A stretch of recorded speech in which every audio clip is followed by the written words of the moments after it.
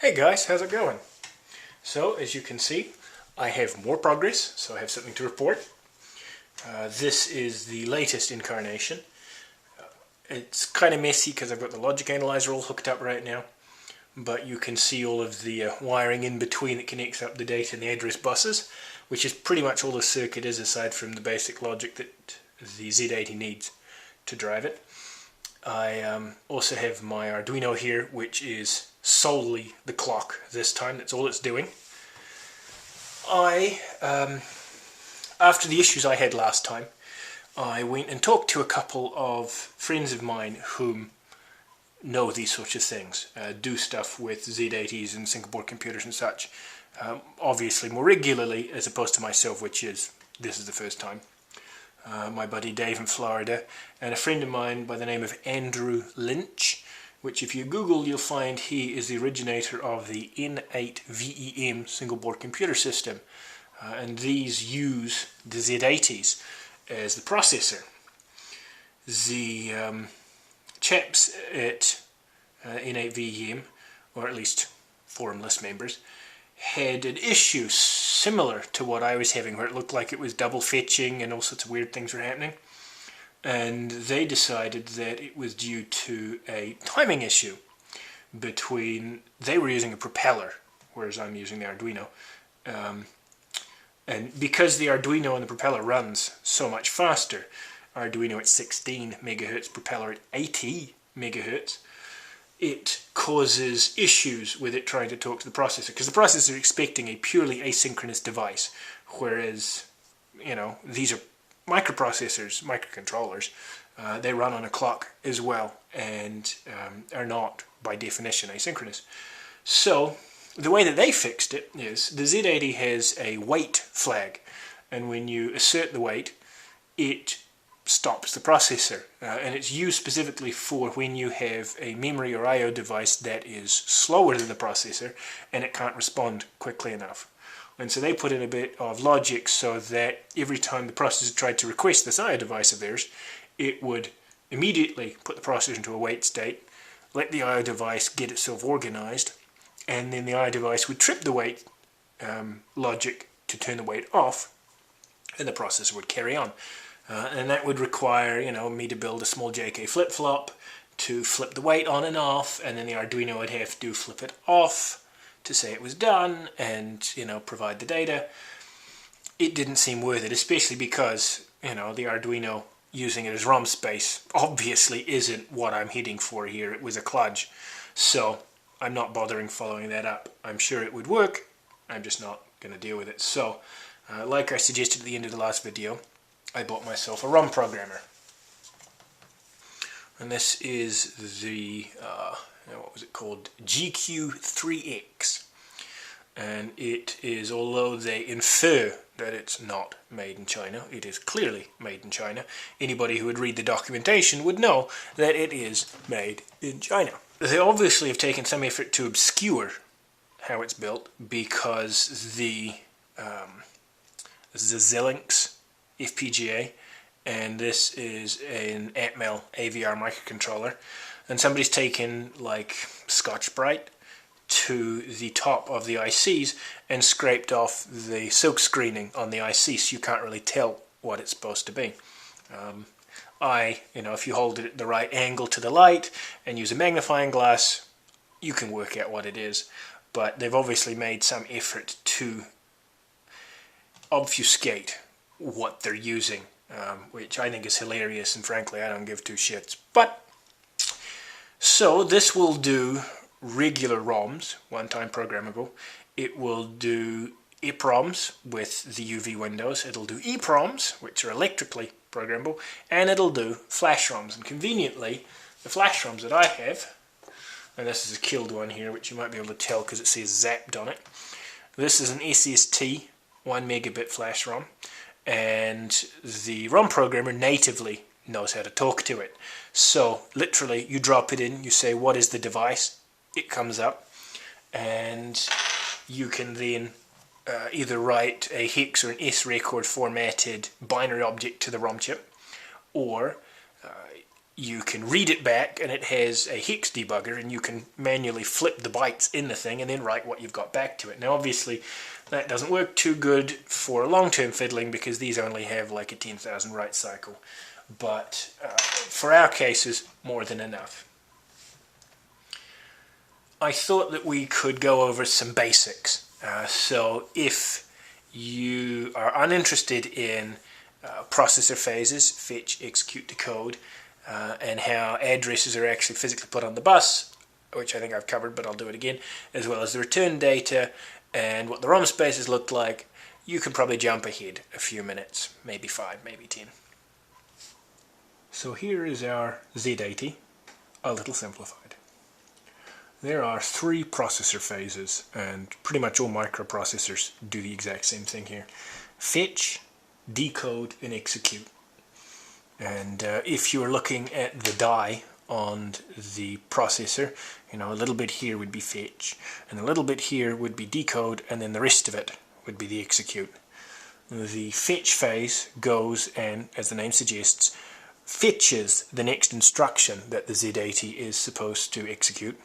The decode will take the binary that comes in on the bus for the opcode and decode it into something that the rest of the processor can execute, and then the execute portion takes that information so it knows what it's supposed to do and then handles the actual addition or subtraction of registers, moving of data from RAM to register or vice versa, things like that.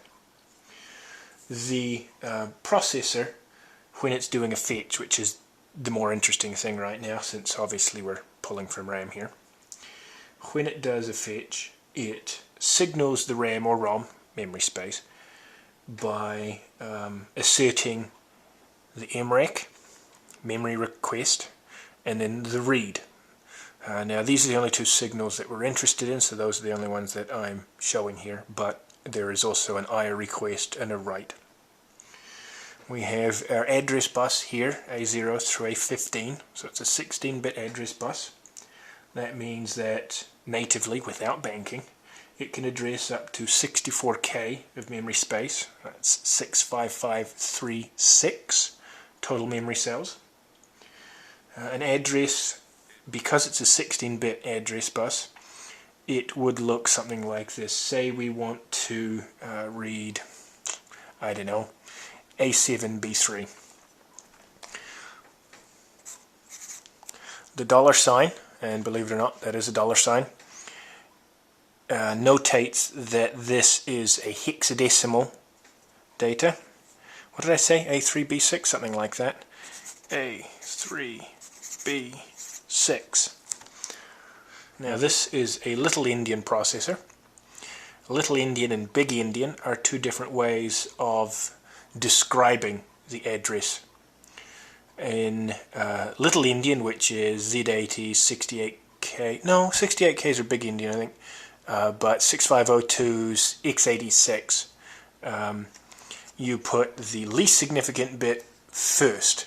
So when this address comes across the bus, it's actually read as B6A3, and that's important. We'll come across that later. Big Endian, however, do it this way, so MIPS, and I think the 68Ks would just put on the bus A3, B6, the 2 different bytes.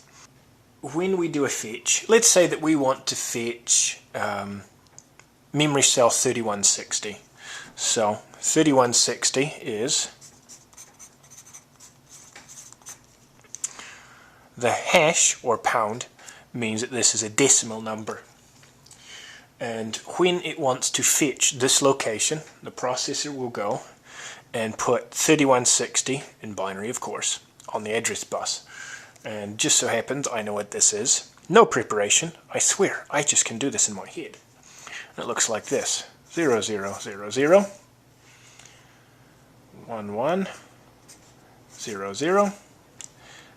01, 01, 1, 0, 0, 0. Now this is an active high bus, so when you see a 0 it means the bus is in a low state, and when you see a 1, that line on the bus is in a high state. So this would be it between is it 4.25 and 5 volts, where these will be between half a volt and 0 volts. Next, it'll assert memrec. Now you'll see, and hopefully remember, that when it's got a strike above the number, above the label, this means that it's an active low signal. Whereas the address and the data bus on the Z80s are active high, almost all the other signals are active low. This is advantageous because when a line is tri-stated, as in it's not connected to anything, on the other end it goes into a high impedance state, which can actually be misread as high. So we will first assert memrec, which will be a 0, and then we assert read, which is a 0. And so that tells anything on the ROM space that we have a valid address on the bus, and we're addressing memory, and we want to read. And at that point, whatever the memory device is that is being addressed by this will respond by putting the data on the bus. When we return an instruction, it does effectively exactly the same thing as we're doing here. It returns it in binary. So the instruction that we're mostly working with today is a jump, which is encoded as C3. And C3 looks like this.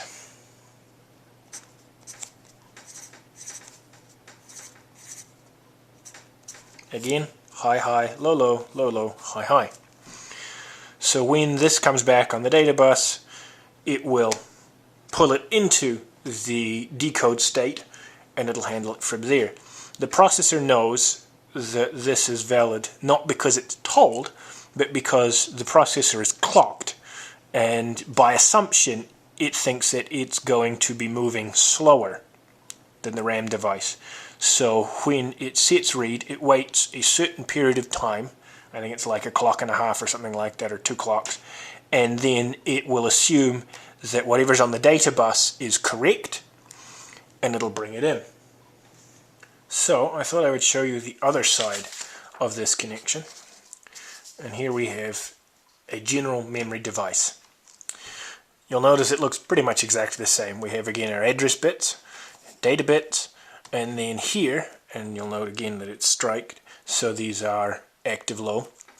Output enable and chip enable. Output enable tells this device that it should return whatever it has to the bus. Chip enable actually comes first, and it turns the device on per se. So on our Z80 we have MREC, which is usually connected to chip enable. So when the processor signals that it's going to try and read from the memory device, the memory comes on. So there's a bit of logic in between here and there to ensure that the correct memory device, when there's more than one, is getting turned on by the signal. And then the read is tied to the output enable. Now for a ROM, this is pretty much all there is. For my flash, for example, there is a few extra pins for the programming, but on just a regular one-time only programmable ROM, this is it. Now on a RAM device, there is another signal, write enable. Obviously RAM is a two-way process. You not only have to return the data, but you're returning the data that was written to you in the first place. So the signal we don't have here is the write. That would go to the write enable. Nice, easy. Next, let's look at memory space. Now this is a human-readable representation of memory space. For the RAM, it's just a continuous row of bytes. It's not even organized into rows. I suppose technically it is physically on the substrate, but the processor doesn't care about how it's organized. It's just looking for a continuous row. However, when it's made human readable, it's usually organized like this. And you might have seen something like this when you do hex dumps on, Unix files or debugging, things like that. And so we have the base address on this side and then the offset on this side. And so as an example, I've got one circled here, 0030A, which comes and looks like this, 003A. That leads on to what I'm actually doing. we're going to test the functionality of the Z80 setup with a small and very simple program. And because I don't have any input-output devices yet, what I'm really doing is just making sure I can read from memory, and the Z80 is doing what I think it should be doing. So this is our example program here. So at address 0, there's a jump instruction.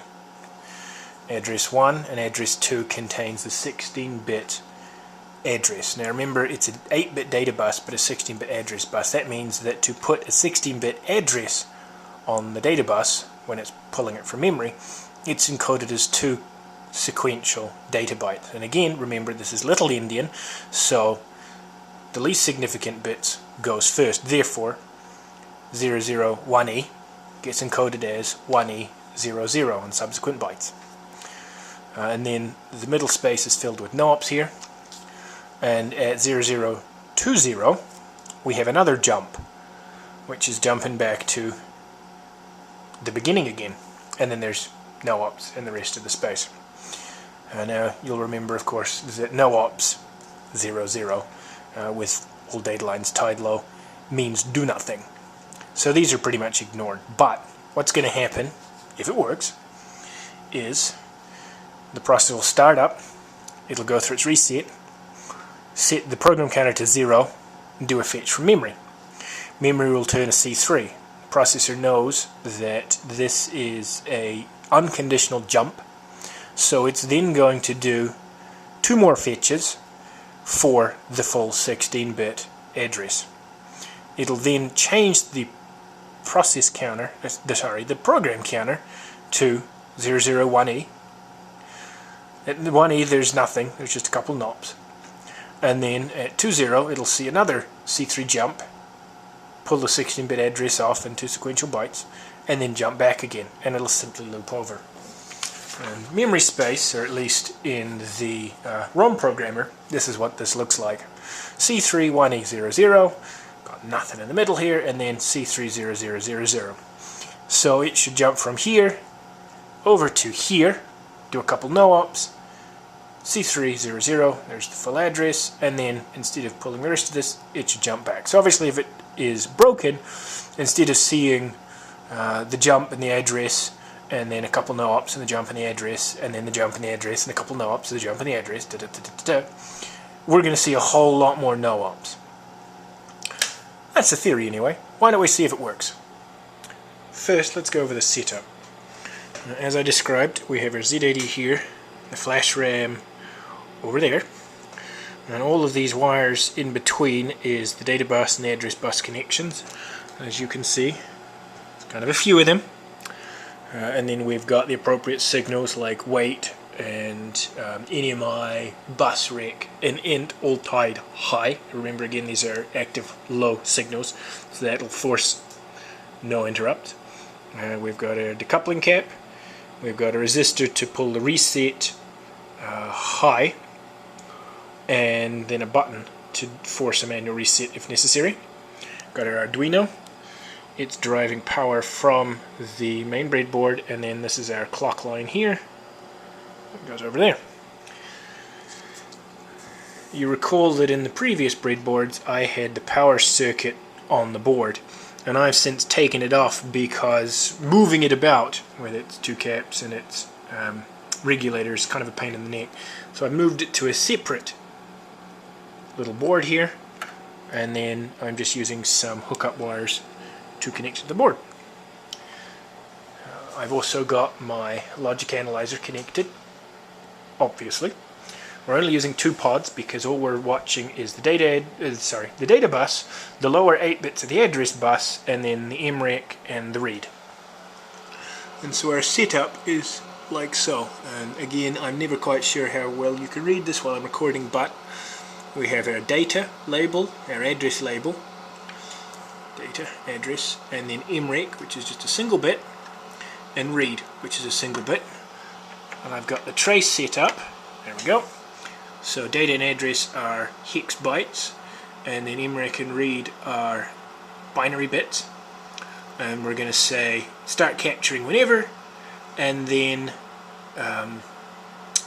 only store when both of these are asserted. What we're going to do to begin is I'm going to reset the Z80. It's already running right now, and that way, because this is capturing anything, it's not going to have all sorts of garbage at the beginning. And then we'll set it to tracing, and off we go. And we'll give it a wee while to do the capture of all of the states. You'll see it's kind of ticked about slow clock here. This logic analyzer, my HP 1630G, runs at, or rather it can read devices at up to 100 megahertz on their clocks, which is really quite fast for something that was as old as this is. The Arduino clock is currently running at around 200 kilohertz. So this is retarded slow for the HP, so it's kind of annoyed about it, a little miffed, but it should still work. I think we've given it long enough. Let's see. There's a bit of junk here to begin with because, like I told you, I already got it started, so let's spin down. So we've got our 0000. Now remember that this is capturing on clock state, and some operations take more than one clock to complete, so we're going to see things show up twice. So this is our address column, this is our data column. 0, 1, and it gets the C3, 2, 1A, 3, 0, 0. Now I'm not quite sure why we're getting 1A.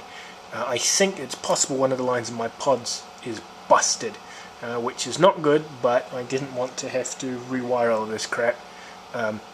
Use your imagination. It says 1E, it really does, and we can be absolutely certain of that because when it jumps, the address flicks over to 1E. So the Z80 is definitely seeing 1E. I mean, I didn't like screw up and put the wrong data byte in the RAM or anything like that. It's just the logic analyzer pulling it. And I've noticed, although I love this machine, I love it, it's getting a little finicky. I think being stored for so long in my shed is not doing good things for it. But I digress. So, jump to 001E. It's an E. We jump to E. There's a naught there. F. There's a naught there. We spin down a bit. We get to 20. Hey, look, another jump. 21 and 22. 0, 0, 0, 0. And then we jump back to 0, 0. We spin down, 1, 2, there's the jump to 1E, and on, and on, and on, and on. So it works! Ha ha ha ha! It works! Who knew? So, what's next? Well, we have it executing programs. That's awfully nifty, but doing a little communications through the logic analyzer, especially with a busted line, is totally brain damaged. So we're going to work on some kind of input-output device. Now, as much as I like blinky lights, and like any self-respecting geek, I really, really like blinky lights. I don't think I can be bothered, sorry, to wire up a nice big blinky light panel showing all of the address and data bus. Plus I don't have nearly enough bus transceivers for that. So I'm going to do the next logical thing, and I'm going to put a UART on it, because I discovered I have a tube of 10 or 11 16 C550s, which is the UART from damn near every modem after like 1988, and or in serial cards, and I'm going to have it talk to a dumb terminal. To begin with, I'll probably just have like an echo program where, you'll type something in, it'll read it and throw it back at you, something like that. But well, I guess that's for next time. After that, maybe we can set up some kind of bootloader so that it can pull a program and I don't have to be rewriting the flash every single time. But we'll get there when we get there. Anyways, I appreciate you guys watching. Hopefully the basics bit didn't bore you, assuming you watched it at all. And it was clear as mud. I mean, made perfect sense. And I will catch you guys next time. Have a good one.